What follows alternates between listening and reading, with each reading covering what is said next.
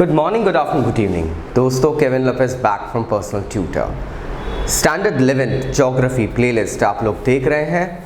Chapter है chapter 6, that is geomorphic processes. हमने इस चैप्टर में काफ़ी सारे वेदरिंग प्रोसेस, कुछ ऐसे प्रोसेसेस और ऐसे फिनोमिनन्स के बारे में बात करी है जो कि हमारे अर्थ के फॉर्मेशन को, जो क्रिस्टल फॉर्मेशन है, उसको अफेक्ट करते हैं।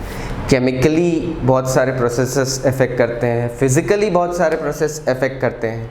फिज़िकली अफेक्टिंग प्रोसेसेस में से एक सब टॉपिक जो आज मैं आपको समझाने वाला हूँ, that is freezing, thawing and frost wedging.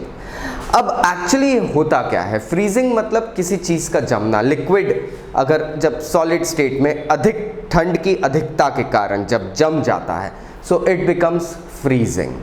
And थॉइंग is basically waging into it, मतलब लाइक एक तरीके से उस चीज़ के कारण, बहुत प्रेशर के कारण वो चीज़ लाइक घिस रही है, टूट रही है। एंड फ्रॉस्ट वेजिंग इज जब वेज दो चीज़ों के अंदर, फॉर एग्जाम्पल किसी एक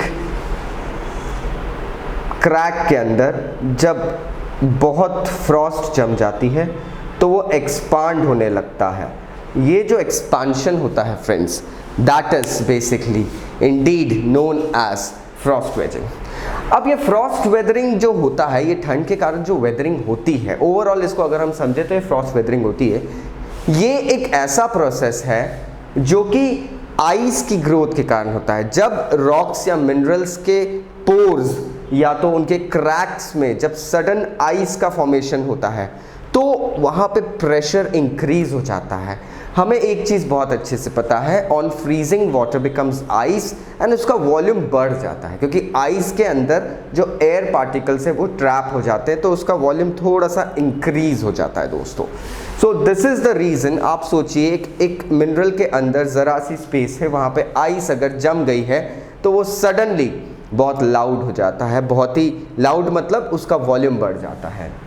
हाई रीजन्स, माउंटेनियस रीजन्स में ये प्रोसेस ज़्यादातर देखा जाता है। ग्लेशियल एरियाज़ में भी इसकी एक प्रेजेंस ज़्यादा तौर पे, ग्लेशियर एरियाज़ में तो लगभग ये एवरी डे फील किया जाता है दोस्तों। माउंटेनियस रीजन्स में sudden freezing, then sudden melting, then freezing melting होती रहती है। इस कारण से एक बहुत ज़्यादा प्रेशर, एक लोड जिसे हम कहते हैं स्ट्रेस, अगर हम ज्योग्राफिकल टर्म लें तो एक स्ट्रेस होता है, वो पड़ता है इन मिनरल्स और रॉक्स के ऊपर। So that is the basic thing. अब इस रैपिड फ्रीजिंग और मेल्टिंग के कारण जो उसका मॉलिक्यूलर स्ट्रक्चर है वो कहीं ना कहीं रप्चर होने लगता है फ्रेंड्स।